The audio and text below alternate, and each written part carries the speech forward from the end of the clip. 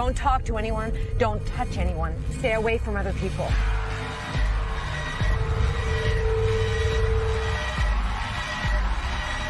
Get back in your car. We're not sick. فزدگی به نوعی اولین رمان علم تخیلی زاکاتلیه. همینطور یکی از بیادماندنی ترین آثار او. این کتاب همه چیزو داره، از یک پادارمنشأ گرفته تا پیشبینی جذاب آینده و همچنین یه داستان معمایی خوب. یادمون باشه کارزرگی زمانی نوشته شد که هنوز پاندمی کرونا رخ نداده بود. در نتیجه دنیا با مقوله پاندمی آشنا نبود.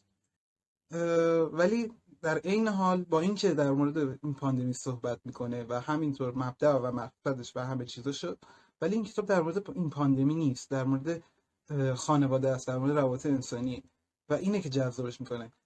در عین حال این کتاب خیلی کوچیک و کوتاهه، در نتیجه هیچ زیادگویی نداره و راحت میشه تمومش کرد و ازش لذت برد. حتما بخونید این کتابو و خیلی سریع تموم میشه.